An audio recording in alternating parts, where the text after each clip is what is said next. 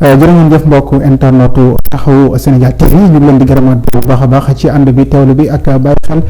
bi nga xam ne yéen a ngi koy bàyyi xel suñu ay programme te nag ñoo ko jëm ci yéen émission di grand débriefing bi nga xam ne rek le président Khalifa Ababacar Sall am na ab waxtaan ak benn groupe presse bu Sen TV mu nekkoon grand interview ñu amati mbégte ak contentement ci yéen ñi nga xam ne sax waxtu jotee da ngeen bàyyi lépp di ànd ak ñun file ci taxawu Sénégal TV te nag am nañu mbégte ak contentement di fi dal El Hadji Ndiaye bi nga xam ne sax moo yor wàllum communication kooku di président Khalifa Ababacar Sall adjoint au maire fële ci diwaanu Grand Yoff sëñ Ibrahima El Hadji Ibrahima Ndiaye ñu ngi doon nuyu bu baax a baax ñu bàyyi la rek ak ñi nga xam ne ñu ngi seetaan actuellement si li nga xam ne moo di taxaw Sénégal TV.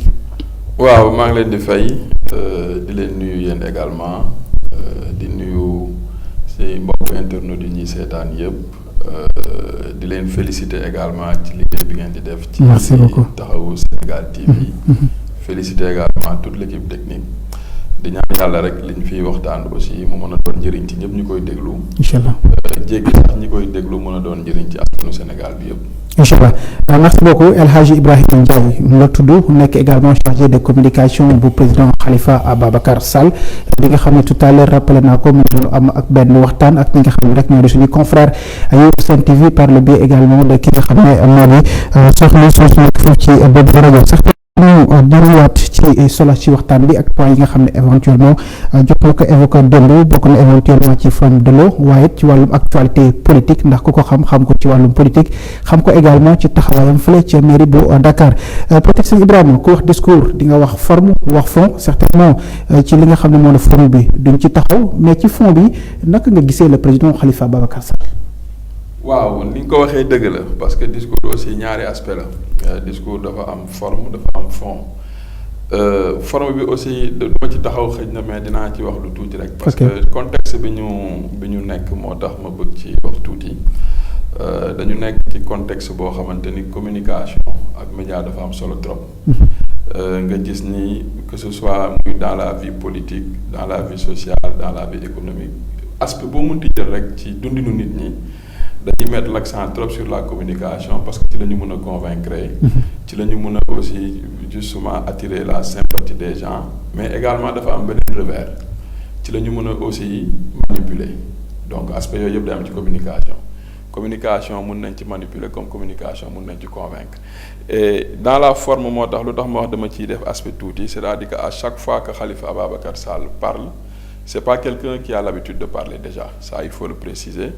parce que communication day laaj le temps de la communication bu jotee nga def ko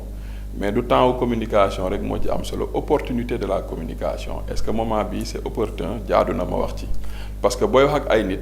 il faut qu'à chaque fois boo génnee ba pare mu am lu ñu ci mën a jëlee mais bu fekkee booy wax à chaque fois li nga waxoon ngay waxaat aussi du am solo moo tax la forme def ci am solo c'est-à-dire que à chaque fois moom bu génnee wax di nga gis ni c'est une parole qui est non manipulée qui parle. Et quand la parole elle n'est pas manipulée elle garantit la démocratie. Okay. Et je crois que ni sur la forme loolu def ci am solo sur le fond nag maintenant boo dégloo li mu wax yépp toutes les questions qui sont soulevées da ngay gis ni c'est des questions d'enjeu majeur parce que day doon question yoo xamante ni day intéresser les citoyens sénégalais ñu ciy xaar les hommes politiques ñu indi ci seeni ay avis et li ci ëpp solo mooy nekkul rek di énumérer problème d'actualité yi am. di ko commenter comme ni ko ñëpp di commenter mais à chaque fois gis nga quand il est intervenu surtout sur le peut-être dinañ ci ñëw le forum de l'eau dafa apporter waale ay solutions alors que loolu la ñuy xaar sur un homme politique surtout boo xamante ni da ngay aspirer ni ëllëg nga war a jiite réew mi à chaque fois bu mbir amee soo ko commenter ba pare bu fekkee sax da nga koy critiquer boo ko critiquer ba pare nga indi ay solutions te loolu la ñu gis dans le fond du discours démb. communication di fàttali que depuis mu génn prison ba léegi lu mu am ci wàllum communication bëriwul et je me rappelle déjà bu mu demee Fatick nit ñi ñu ngi naan ko létt ñu mbaa nga firiñu pourquoi ce mutisme total pour ñu sentir ci le président Khalifa Ababacar Sall. waaw stratégie la boo ko digal wala lu mu. non xam nga Khalifa Sall aussi yàgg na ci politique. c'est-à-dire que ni ku mu jàngalul politique ci Sénégal doog ko jàngal et gis nga la parole publique dafa am solo. La parole publique également elle est puissante et la parole publique elle doit être rare xam nga nee naa la communication y a le temps de la communication y a l'opportunité de la communication bu fekkee ñëpp dañuy jóg di wax parce que ñëpp wax nañu et que l'opinion publique l'opinion populaire dit que ni da nga war a génn wax rek nga génn moo naam booy wax li ngay wax du am njëriñ wala li ngay wax du saf nit ñi donc il faut nga bàyyi ba mu leer ni ça c'est opportun jot na kat pour ma wax nga wax foofu ngay indee njëriñu sa discours ak impact sa discours ci nit ñi donc c'est pas parce que bëggul di wax ak nit ñi mais à chaque fois qu'il sent le besoin mu jàpp ni waxtu wi jot na pour mu jokkook askanam wax na et loo ci gis saay jokkook askanam doo dégg ñu ne càmbay doo dégg ñu ne le discours est sale wala li mu wax ñaaw na njëriñ rek la ci nit ñi di jëlee parce qu'il pose les vraies problématiques et au-delà de poser les problématiques li ma la wax mooy li ci ëpp solo day indi ay solutions par rapport ak problématiques yooyu nuñ ko mën a régler.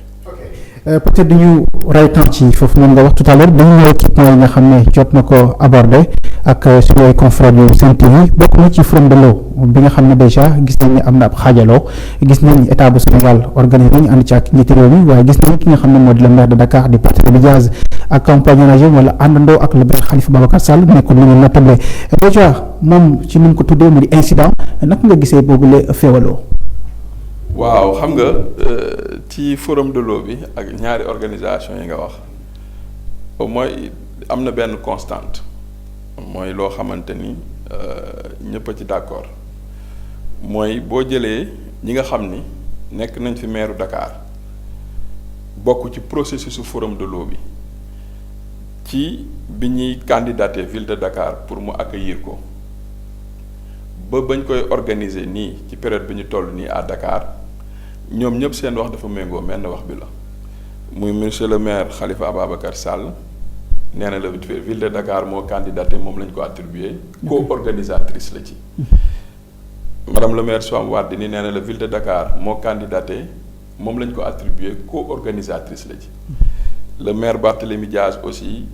nee na la ville de Dakar moo candidaté moom lañ ko attribué te co-organisatrice lañu donc li nga bokk nag duñ la ci boole parce que da nga war a bokk ci ñu koy doxal donc bu ñu demee ba comme ni ñu ko waxee ki nga xamante ni dañ ne moom daa bokk ci ñuy organiser ñu yónnee ko carton d'invitation c'est tout à fait légitime que ville boobu aussi xool taxawaayam seet doxalin bi nan la ciy def je crois que ni li mu tuddee incident moom sax tuddeewu ko incident parce que dégg nga ko mu ne la c'est regrettable c'était une manière de dire que ni en parfaite intelligence état wu Sénégal ak ville de Dakar nga xamante ni benn lañu parce que n'oublions pas que ville démembrement wu état la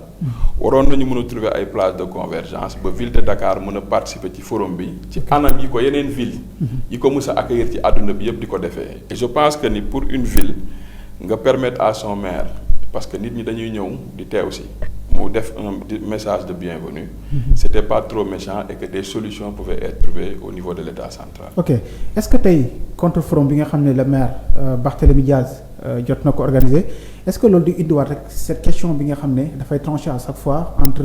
peut-être le pouvoir central ak ki nga xam ne moo di le maire de Dakar ci diggante bi aussi à chaque fois mu nekk ay tiraillements et cetera. waaw xam nga ku nekk da nga am légitimité aussi il faut le reconnaître autant le pouvoir central ki koy jiite dañ koo fal autant le maire de Dakar ki koy jiite dañ koo fal autant aussi le pouvoir central ki koy jiite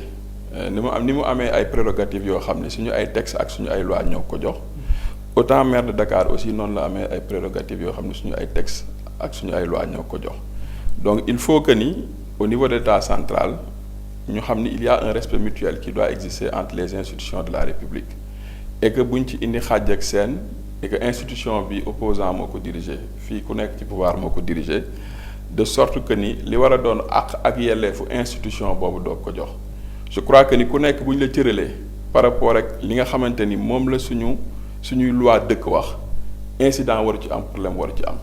donc déclaration bi nga xam ne Barthélémy Dias defoon na ko bi wax naan moom pare pour liggéeyam état même si bu fekkee ci l'évolution ci temps bi jot na changer son discours est-ce que loolu yëpp mu nekk rek di jur conséquence bi. non xam nga maire yi ni ma la wax léegi démembrement état la ñu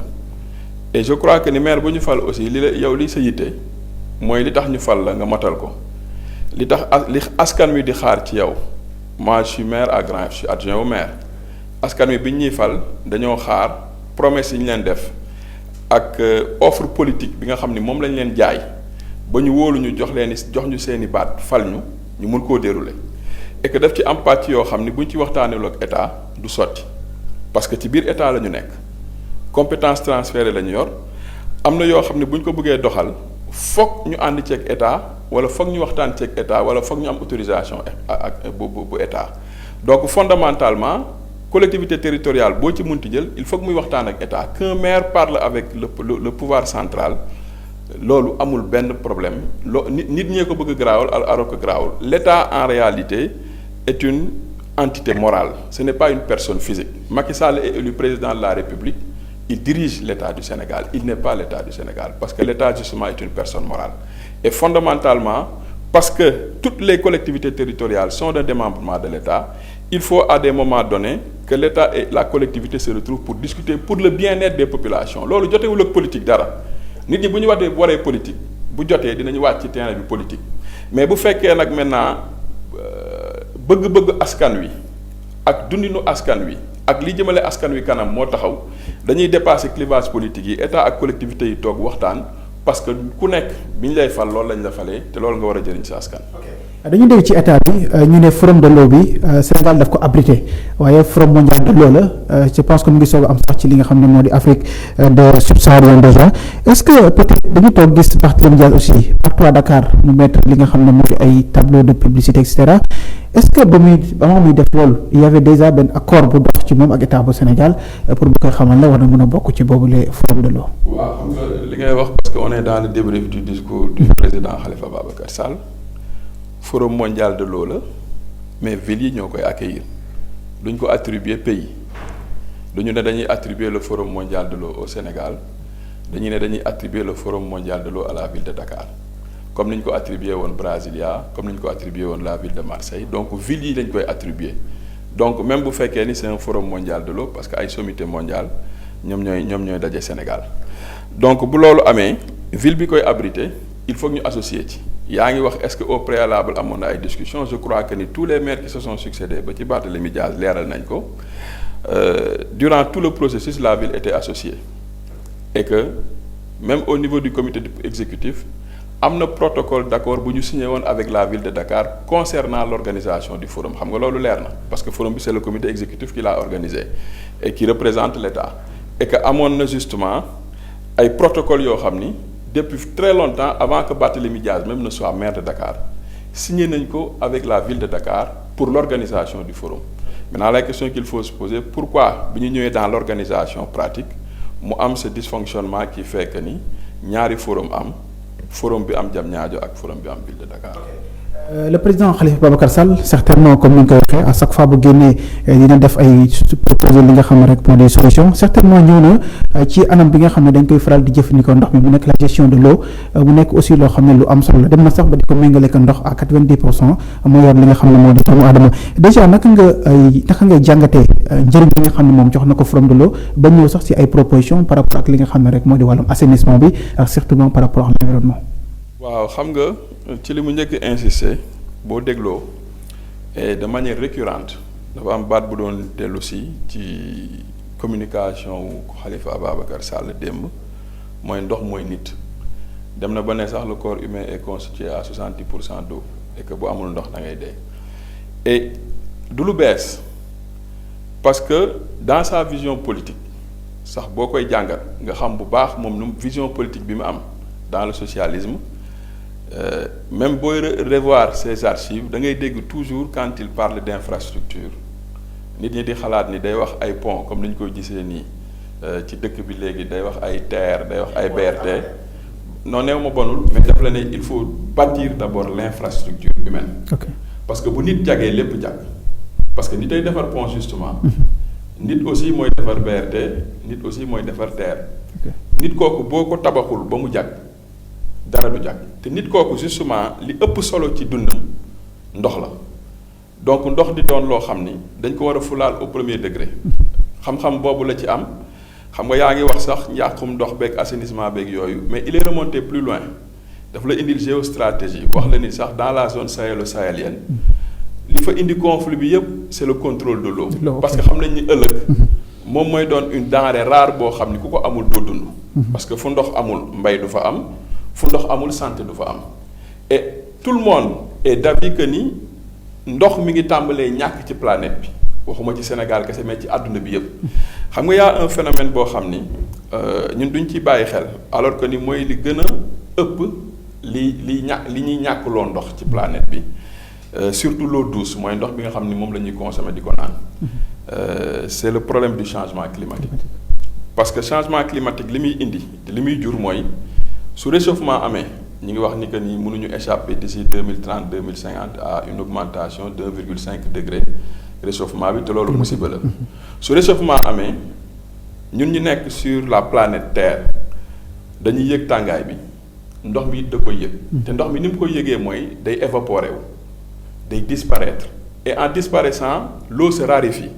c'est-à-dire que l'eau day gën a wàññeeku ci àdduna bi ñu nekk te lu mu gën a wàññeeku ñu koy gën a yëg ce qui fait que ni au niveau central et au niveau des collectivités territoriales ñëpp a war a réfléchir ci xalaat changement climatique boobu nan la ñuy def ba wàññi l'augmentation des températures ba réduire par exemple les émissions de gaz à effet de serre et je crois que ni sur le forum de l'eau c'est une question qui pouvait être abordée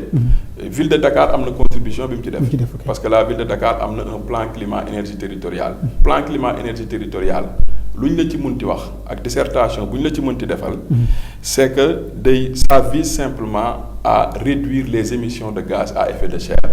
alors qu'on sait que les gaz à effet de serre ñoom ñooy indi réchauffement au niveau de la planète et que loolu mooy indi la raréfaction de l'eau à travers l'évaporation et on voit que ni c'est une problématique qui a été soulevée hier dans le discours du président Khalifa Babacar Sall mais au niveau interne du Sénégal il a proposé aussi des solutions c'est-à-dire que ni pour moom ndox kenn dootatu koo sànni ndox waratul dem géej ndox dañ koo war a traiter di ko jëfandikoo dama lay jox benn exemple simple souvent on dit que dañuy am ay coupures d'eau ndox day ñàkk ci Sénégal ndox day ñàkk ci yenn région yu Sénégal yi mais est-ce que xam ngeen ni am na fi ay usines yoo xam ne dañuy defar ciment du ma tudd tur parce que boo ko tuddee soit da ngay tooñ wala mu doon publicité ndox mi ñuy naan ñoom moom la ñuy utiliser pour defaree ko ciment et on sait li ñuy consommer parce que ci chaleur la ñuy liggéey alors qu'on pouvait utiliser yeneen ndox yoo xam ni duñu ndox yu propre duñu ndox yoo xam ne ñun dañ koy soxla pour naan ko ñooñu ñu koy utiliser et ça nous permet de préserver l'eau que nous avons avec nous et ce sont ces questions-là que moom la soulever démb wax aussi ay usines ay centres de traitement yi ñu war a def des eaux réutilisation des eaux usées ak des eaux de pluie ay bassins de rétention yoo xam ne am na ay zones yu ñu ko mën a def de sorte que ni dañuy recycler ndox mi ñuy utiliser nga xam ne en permanence c'est un circuit continu au lieu que ñu koy sànni à chaque fois jàpp ni ndox moom bu tilimee rek géej la war a jëm. ok tout à l'heure yaa ngi koy évoqué bokk na ci factures yu chères yi bokk na également ci manquement yi ndaxte ndox à Dakar mën naa na sax doom bu góor la ci yenn localités yi nga xam ne ñu ngi à Dakar déjà fi nga xam ne fa la Barthélémy Dias teg baramam ñëw na éventuellement ci wàllum inondation yi nga xam ne saa bu tawee suñu xel du dal li koy war a bokk na ci wàllum inondation ak yeneen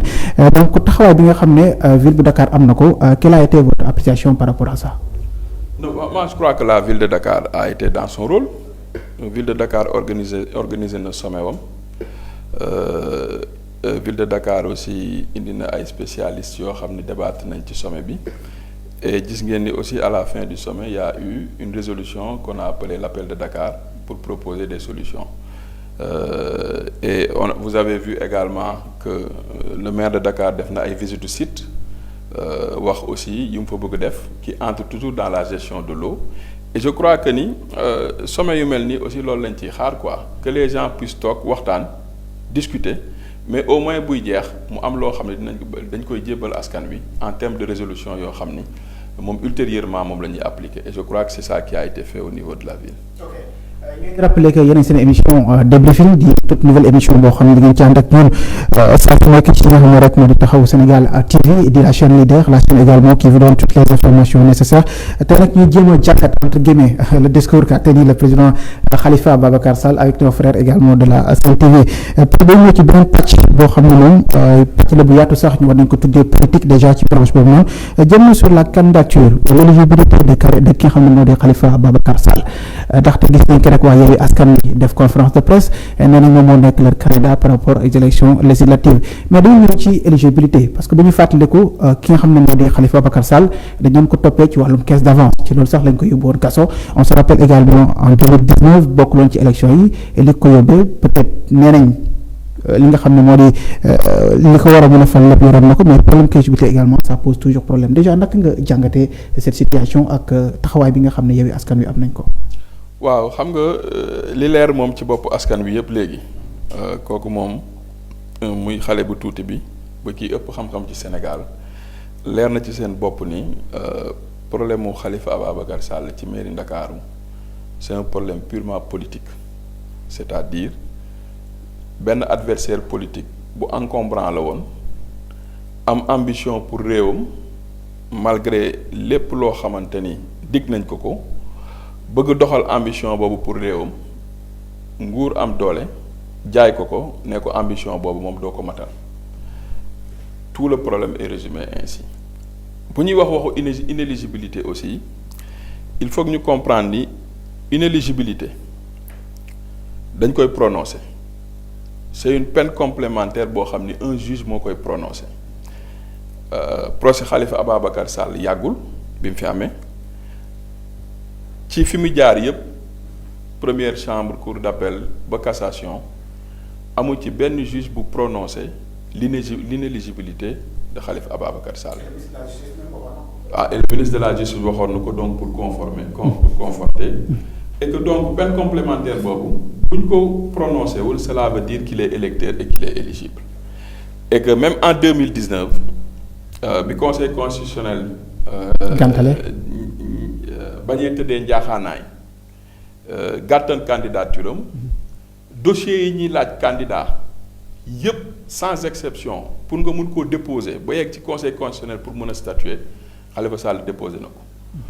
On avait posé la question du rabat d'arrêt ne suspensiful may fàttali rek dans le procès de Karim Wade rabat d'arrêt dafa suspensifoon moom moo taxoon ñoom Bibo Bourgi ñu delloo woon leen seeni ay biens matériels yoo xam ne dañ ko téye woon. Cela renseigne quoi? Cela renseigne que la justice elle est rendue à la tête du client selon que yow client bi arrangé wuñu dañuy rendre une justice en ta défaveur. Okay. Selon que yow tu n'es pas encombrant, tu ne poses pas problème pour le pouvoir en place qui est le pouvoir de Macky Sall, dañuy rendre une justice boo xamante ni c'est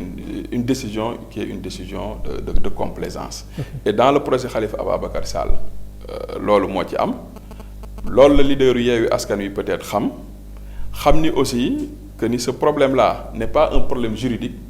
parce que il y a aucun élément juridique qui interdit la candidature de Khalifa Sall mais c'est un problème politique. mais lu tax xeex leen ko en 2019 loolu moo ñu xaw a jaaxal. non xeex leen ko en 2019 ñëw ba 2022 ngeen bëgg ko def mu nekk tête de liste bu Yewwi Askan Wi. est-ce que nekk quelque part ci wàllum réponse politique. en 2019 weesu nañ koo xeex. parce que en 2019 Khalifa Sall a déclaré sa candidature. mais fan la mujj. wër région waa xaar mooy xeex bi. wër na région Sénégal yépp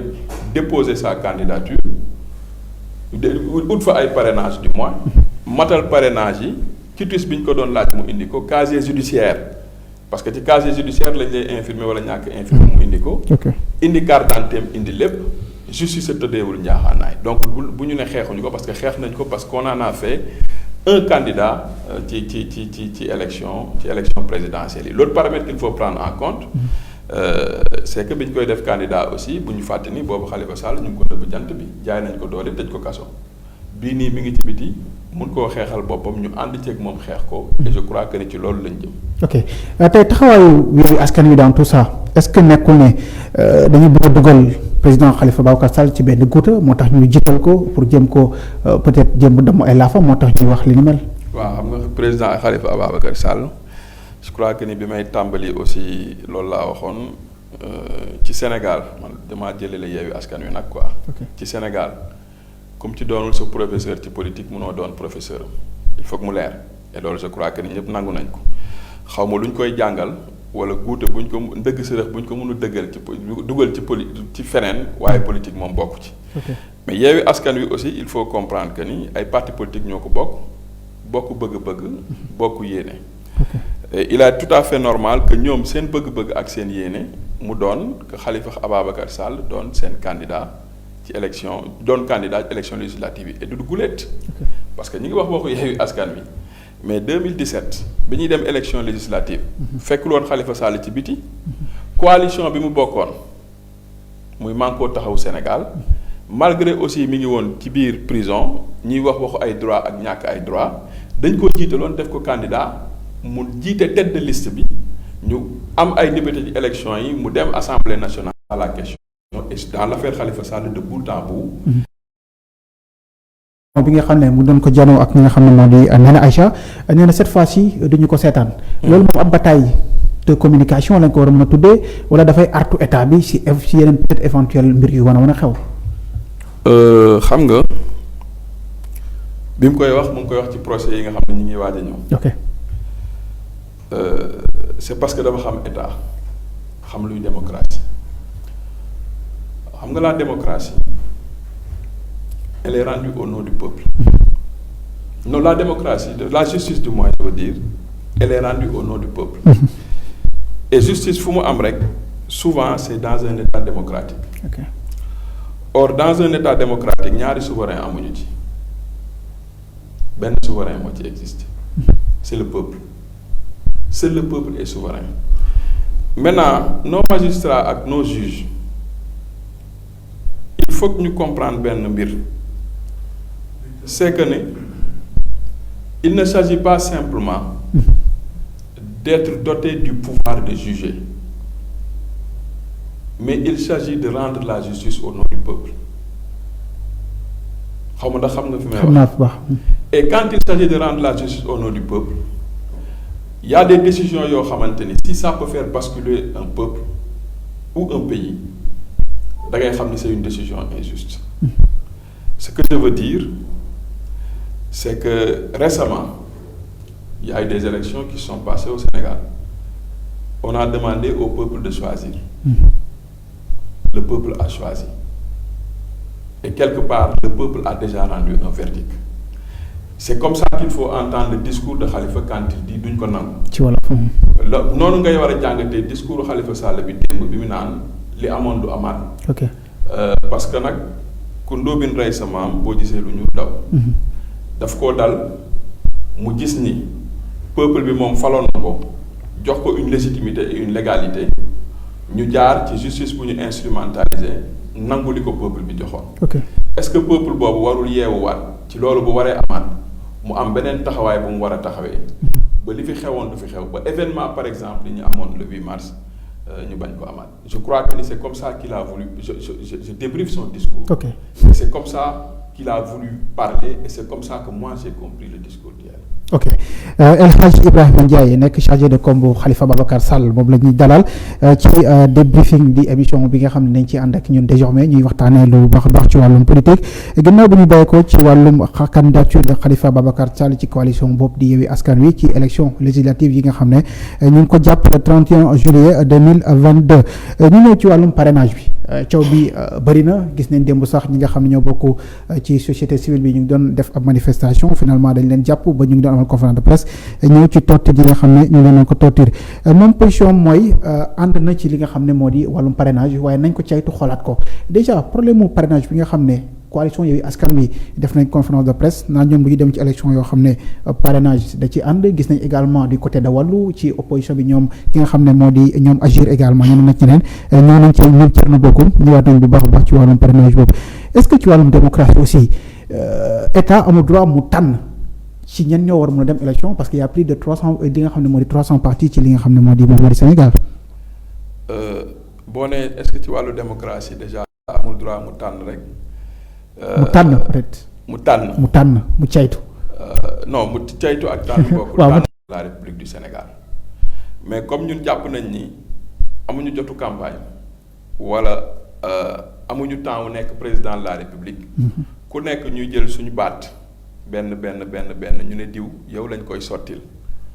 fii ak juróomi at yow la ñu fal loo wax ñun ñoo la ko wax loo def ñun ñoo la ko defloo. C'est comme ça que fonctionne la démocratie. Okay. Donc bu tànn amee rek on n'est plus dans une démocratie maintenant le parrainage tri la parce que mënoo aussi nga ubbi ba mu am yoo xamante ni c'est des candidatures farfelues ñoo xam ne dañu ñëw rek parce que dañu bëggoon a feeñ ñu feeñ mais boo koy def it na nga ko def sur des bases et des règles très claires de sorte que ni ñëpp ñi nga xamante ni ñoom ñooy concourir dans l'espace politique mën a gis ni lii lu transparent la. da ngeen jàpp daa am ndëgg sarax. waaw mais xam nga 2019 soriwul parce que xam nga bu doon Yewwi Askan Wi kese la wala bu doon Taxawu Sénégal kese la Taxawu Sénégal 2019 amoon na ay parrainage waaw te parrainage yooyu sax yu présidentiel ñoo ëpp fuuf yu législative yi li nga war a am donc Taxawu Sénégal affaire problème de parrainage amu ko. kon pourquoi yuuxu bi donc su mënee combat boobu. kon pourquoi yuuxu bi. parce qu'on est dans une démocratie combat de principe la. la démocratie justement boo ci nekkee da ngay dépassionner l'intérêt individuel ngay sóoraale la volonté générale. Okay. la volonté générale nag boo koy sóoraale mooy li ñëpp bokk nag ñëpp ci seen bopp. donc Taxawu Sénégal mène un combat de principe de sorte que ni bu ñu léser kenn ku war a concourir parce que c'est ça la démocratie. nañu bàyyi askan wi tànnal seen bopp. maintenant bu ñuy def parrainage naam mën na nekk mën naa am mais nañ ko def ci ay base ak ci ay règles yoo xamante ni day transparent dès le début dëgg sërëx du ci am ci kenn on a vu des gens yoo xam ni déposé woon nañu ay parrainage ci 14 ñu déposé ñu ne 5 rek lañ ci jàpp ne ñoo ci am ay parrainage yu baax.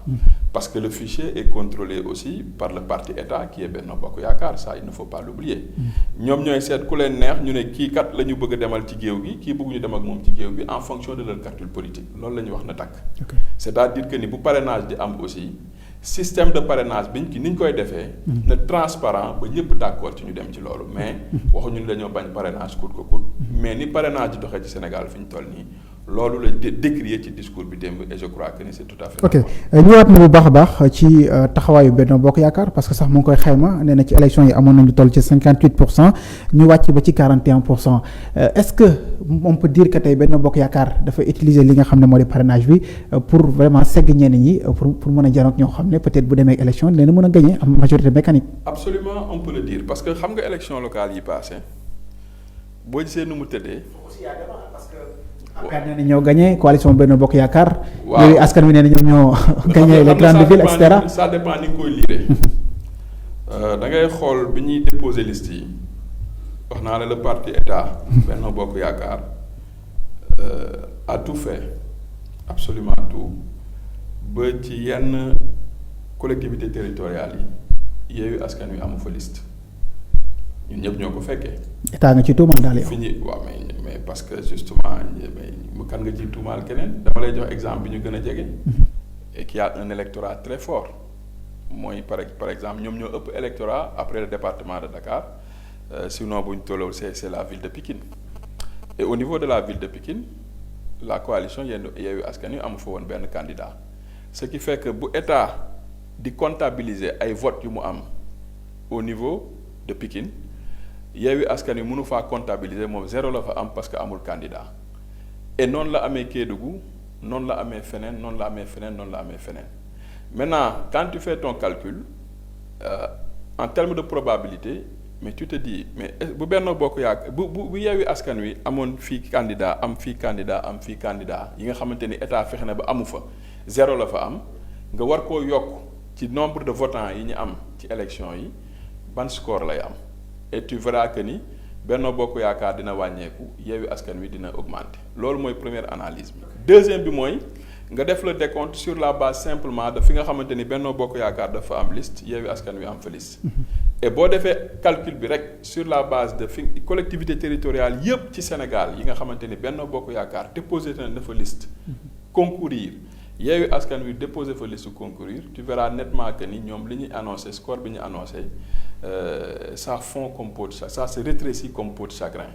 et on se rend compte en réalité que le véritable score ce n'était pas le score qui a été dès les premiers jours proclamé par Benno Bokk Yaakaar commune ñoo leen ëppale commune yi ñu gagné aussi quelque part. waaw xam nga xeebuma kenn mais loolu aussi c'est des chiffres. waaw moom laa lay wax mais xam nga xeebuma kenn mais une ville de Dakar c'est 25% de l'électorat xam nga aussi Benno Bokk Yaakaar moi j'aime bien seen discours bi ñuy tenir bu leen neexee ils n'ont qu'à dormir dans leur laurier jàpp ni gagné nañu ba pare parce que li ay la yéwén li wër mooy. élection présidentielle la ñoo koy gagné en premier tour. ah waaw mais loolu la jàpp xam nga maa ngi la wax toutes les collectivités territoriales des dizaines et des dizaines. yoo xam ni Yewwi Askan Wi amu fa liste. yoo xam ni yëpp zéro la fa am est-ce que ci collectivité territoriale yooyu yow xel nangu na ni Yewwi Askan Wi amuñu fa benn militant Taxawu amu fa militant Pastef amu fa militant Grand Parti amu fa militant ainsi de suite xel nanguwu ko donc nañ jàpp seen comptabilité boobu mais li wóor te wóor mooy ñoom xam nañu chiffres yi ñu yor du chiffres yi réel donc ëppale ay collectivités territoriales c'est vrai au niveau arithmétique Benno Bokk Yaakaar moo jiitu d'accord nañ ci mais la défaite c'est une défaite politique et ça ils peuvent pas le nier loolu ñoom amul fu ñuy jaar ba mënuñu nangu ni ils ont eu une défaite politique durant les élections législatives quand tu perds 3 villes à Dakar je parle de Dakar région nga ñàkk ville de Rufisque ñàkk ville de Guédiawaye ñàkk ville de Dakar ville de Pikine sax dafa am na mu demee pour ñu jox la ko ne yaa ko gagné démb le résultat yi le tribunal doog a vidé contentieux bi alors que ni la région de Dakar rek bi boobu ma lay wax nii c'est 25% de l'électorat nga jàpp ni loolu boo ko ñàkkee yow à l'élection présidentielle bi ñu jëm da ngay jàll premier tour buñ ci yeggee lépp dina leer. ok démb aussi ci kaddu ki nga xam ne moo di président Khalifa Ababacar Sall day parrainage dafay violer li nga xam ne moo di secret de vote loolu it naka nga ko jàngatee. waaw xam nga su ma la parrainé déjà wane naa intention ki may voter qu'on se dise la vérité c'est-à-dire que ni man su fekkee ni leer na ma ni non su ma leeree ni du ma la voteel déjà du ma la parrainé parce que su ma leeree ni du ma la voteel mooy su ma sañoon sax yow doo dem ci élection donc c'est bu fekkul à 100% la sax mais c'est une intention déjà c'est-à-dire que ni su ma demee ba parrainé nit c'est parce que ni kii kat jàpp naa ni moom su ma ko yóbboo li ma bëgg dina ma ci taxawal et quand il dit que c'est quelque part violer le secret du vote on peut le comprendre parce que nous parrainons les responsables politiques en qui nous avons confiance nous parrainons les entités politiques yi nga xamante ni ñoom la ñu bëgg ñu dem ci élection ñoom la ñu bëgg peut-être aussi quelque part ñu falu. ok tey taxawaayu état bu Sénégal ginnaaw ba cour de la CEDEAO jëlee ab décision nee nañu caytuwaat dañu xoolaat li nga xam ne rek moo di wàllum parrainage gën a waxtaan ak les acteurs politiques état bu Sénégal moom dafa jàpp ne ab état bu souverain la déjà kenn mënu ko jox li nga xam ne moo di ab ndigal déjà nag nga gisee la réaction du Sénégal ci yenn décisions yi mu koy jël nu mu la neexee on se rappelle ci procès Khalifa Ababacar Sall CEDEAO jotoon na ko saisir ci procès ki nga xam ne moo di Karim Meïssa Wade également CEDEAO jotoon na ko saisir mais maintenant dañu gis ne état bi su ko arrangé mu applique ko su ko arrangé wul également mu sànni ko. waaw xam nga le Sénégal nekkul un no man's land boo xam ni dafa distinct du monde le Sénégal fait partie d'un bloc c'est-à-dire que ni au niveau sous-régional au niveau régional et au niveau international et Sénégal boobu moom mooy signé ay convention internationale yoo xam ni boo ko signé ba mu tënk la des fois daf ci am yoo xam ni dañuy nekk au-dessus des lois nationales et que bu ñu la fa yóbboo ci jugement li ñu fay tënk da nga koy war a appliquer maintenant gis nañu ni état Sénégal et c'est dommage c'est regrettable parce que ñun ay sénégalais ñoo koy wax te daf ñoo war a def kersa à chaque fois boo ko yóbboo ci justice boo xamante ni nekkul ci réew mi dañ koy condamner moo lay wan ni fii ci biir réew mi état Sénégal doxalu fi justice te loolu mooy tiiteel askan wi gis nañ ko ci procès Khalifa Sall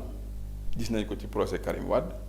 gis nañ ko ci parrainage bi te li ñu lay tegal mooy le Sénégal est un état souverain waaw mais c'est un état souverain d'accord mais qui a signé des conventions internationales yoo xam ni pour le respect rek à l'international du Sénégal ñun dañ ko war a appliquer fii et la loi du parrainage boobu ci la dugg et li xaw a doy waar xaw a tey xel mooy ñoom bu ñu bañee réviser li ñu leen ci wax par rapport ak mode de fonction ni ñu koy doxalee ça prête à confusion parce que Benno Bokk Yaakaar peut-être kenn nattablewul nii bu bëggee ay parrain dina ko am lu muy ragal ñeneen ñi aussi ñu teg un système boo xam ni ku ko respecté am ay parrain di nga dem ci élection ñëpp concourir mais on a l'impression que ils ont mis en place déjà un dispositif un système segg nañu ñu bëgg àndal ci élection yi sur la base des calculs yi nga xam ne def nañ ko ci élection yi ñu génn muy élection locale comme ni ñu ko defee woon la fois passée. waaw mais moo dul jàll nag mi pas. ok xam naa dañu wéyal waxtaan wi rek dal di jàngat ensemble li nga xam ne moo discours du président Khalifa Ababacar Sall bu taxawu Sénégal nekkul également maire bu Dakar di El Hadji Ibrahima Ndiaye di nekk chargé de communication bu ki nga xam ne moo di président Khalifa Ababacar Sall li ñu ñëw ci li nga xam ne nag moo di ëllëgu Yewwi Askan Wi ndaxte gisoon nañ sax yenn information yi doon jàll entre Mburok Sow ak Gloria ñu ne Khalifa Ababacar Sall moom lañ war a fal mu nekk premier ministre boobu lay information moom ab intox la am dañ ko bëgg a jaxaseeg askan wi. waaw xam nga moom tontu na ci démb. parce que moom sax jëlee na boppam. nee na maire yi ñu soog a fal sax ñuy maire Yewwi Askan Wi. waa ji tàmbali naa jël téléphone am moom personnellement di wowal boppam maire yi. parce que dañuy démarché xam nga moo lay wane manque de sérénité bi ñee li ñu nekkee parce que man bu ma leeree ni maay majoritaire ci élection yi ñu génn nii. am naa plus de 50% comme ni ñu koy waxee bu doon élection présidentielle damay gagné premier tour. soxlawuma kenn di ñëw wàlliyaan si. pour que ma mën a gagné parce que élection législative bi ni muy demee dafa amee liste proportionnelle boo xam ni raw gàddu la. ku jiitu yaa koy jël. bu leen leeree ni ñoom ñooy jiitu te loolu ils sont sûrs de leur force jarul woon ñuy démarché ji. ay maire opposition yemuñu sax ci maire opposition yi militant wu taxawu yi. nga xam ni simple militant lañu sax ñu ngi leen di démarché pour ñu ñëw fekk si leen. donc Khalifa Sall dafa am loo xam ne dama bëgg nit ñi bàyyi ko xel. moo di bu fekkoon dafa bëggoon dem ci nguur gi du dugg kaso. waaye jege naa nguur gi de. bu fekkoon ni dafa bëggoon a dugg ci nguur gi du yàgg kaso. non naan mooy jege nguur gi. gisoon nañ président la République ñëwoon jaale si ko et cetera. waaw mais xam nga aussi. déggoon nañ c'est le discours que Khalifa Barthélémy Dias avait foofu aussi bëgg naa ñu koy leeral. xam nga nit ñëw jaale si la. c'est une décision personnelle. il faut pas oublier aussi un aspect. nous sommes humains nous sommes croyants que ñu doon jullit wala ñu doon catholique. yàlla la ñu gëm. te je crois que ni ci ay moment comme moment de deuil am na lu ñu suñuy diine digal c'est-à-dire que du ñu ay bàyyi ma nag am na noo xam ni aussi le nit un homme responsable di comporté woo am na noo xam ni aussi un homme d'état di comporté woo et je pense pas que ni parce que Macky Sall ñëw na jaare ci Khalifa Sall mooy jege woon nañu encore que bi mu koy jaare ñëpp a toog te Khalifa Sall moo génnee ni Macky Sall ñëw na maa jaale si qu'est-ce qu'on peut lui reprocher absolument rien dama la ne bu fekkoon ni Khalifa Sall dafa bëgg dem ci nguur gi du dugg kaso bu fekkoon ni dafa bëggoon dem ci nguur gi du ñàkk maire Dakar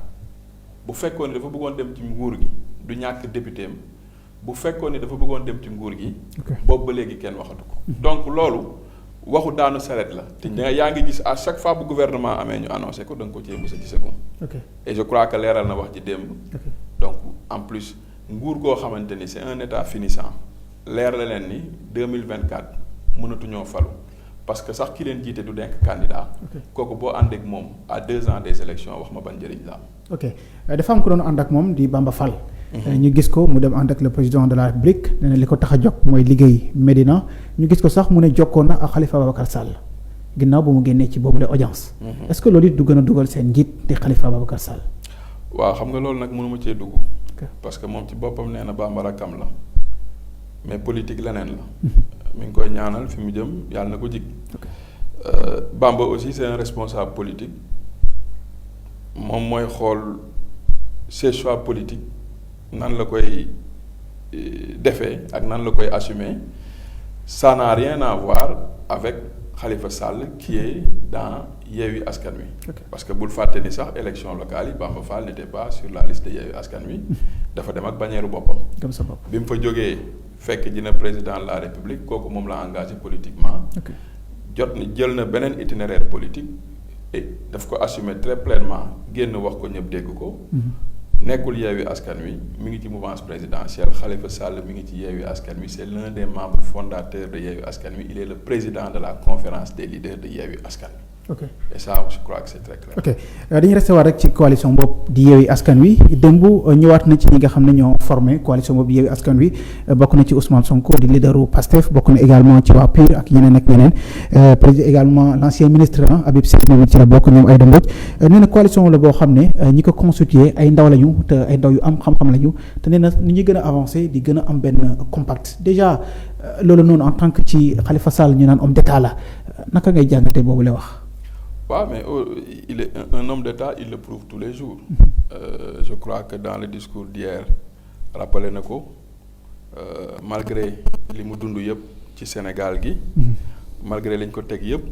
ñëw na sax ci loo xam ne waxuñu ko mooy histoire caisse d'avance ville de Dakar bi. wax na ni registre yëpp a ngi fi xaalis bi fi mu dugg ay tur la ay sant ay numéro de téléphone et que ba muy sàngoo suuf du ko génne parce que justement. C'est ça avoir une posture républicaine et être un homme d'État. Parce que État aussi kumpa la. État kumpa la. Et que pour être un homme d'État mënoo nekk dans le déballage mënoo tout le temps ngay génn li nga xamante ni ci biir État bi la amee nga koy wax. Et je crois que ni du ñu nattable posture homme d'État boobu. Jeunesse Yewwi Askan bi mu wax aussi il faut voir les maires qui sont élus. Et vous vous rendrez compte que ni pratiquement de toutes les listes sans exception. Yewwi Askan Wi moo gën a investir ay jeunes moo gën a élire aussi ay maires yu jeunes aussi bien ay maires que ay adjoints au maire et je crois que ni c'est parce que ñoom ñi ko jiite surtout moom président conférence des leaders nga xam ne moom aussi ci la bokk ils ont fait le pari de la jeunesse ils ont compris que ni aussi politique générosité la daf ci am solo trop et que à un moment donné si tu as la possibilité de faire émerger ñeneen da nga leen ci war a jàppale et c'est ça la force de Yewwi Askan Wi wax na ko aussi ñi ko constitué c'est des hommes de valeur ay anciens ministres anciens députés ñoo xam ni c'est des gens qui sont rompus à la tâche bu ñu demee ba mën a dépasser seeni ay ego booloo pour la cause nationale am fu ñu foo xam ne dañ fa bëgg jëm dans le discours c'est ce qu'il a voulu ressortir et je crois que ni c'est ça aussi que les Sénégalais ont perçu dans ce qu'il a dit hier. ok mais dañ ko gis ci benn entretien boo xam ne daf ko accordé woon la presse internationale mu teel a xamale que moom candidat la en 2024 est-ce que jàppaloo ne loolu comme ni ñu ko définir ci Yewwi Askan Wi war na mën a indi des couacs dans cette coalition. parce que Yewwi Askan Wi sax ñoom ñoo njëkk nangu loolu parce que ñoom bi ñuy lancé coalition boobu ñëpp teew ñoom ñoo lire seen charte. ñu ne ci élection locale yi dispersion du am ñun ñëpp dañuy booloo parti yi nekk ci Yewwi Askan Wi yëpp ñu àndandoo investirandoo demandoo ci élection yi amandoo ay maire ñu ne bu ñu demee ci législative yi également dispersion du am ñun parti politique yëpp ñooy àndandoo investirandoo demandoo ci élection yi am ay député ñu ne bu ñu ñëwee nag ci élection présidentielle yi ku nekk boo bëggee nekk candidat na nga nekk candidat ki yàlla def nag yow nga qualifié deuxième tour ñun ñëpp ñu booloo jàppale la Khalifa Sall kenn mënul na table ni s'il y a un présidentiable bu fekkoon benn présidentiable la ñuy wax ci Sénégal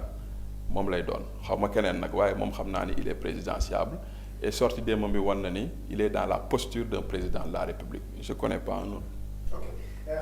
signalé li ñu des ci waxtu wi bëriwul xam naa daal di décortiquer discours du président Khalifa Babacar Sall dina jafe waaye am na ñaari question yoo xam ne ci question judiciaire la mu jëm ci Barthélémy Dias nga xam ne délibéré bi ñu ngi koy xaar le 18 mai waaye bokk na éventuellement ci le dossier Adji Sarr Ousmane Sonko ñaar ñi nga xam ne ci Yewwi Askan Wi lañ bokk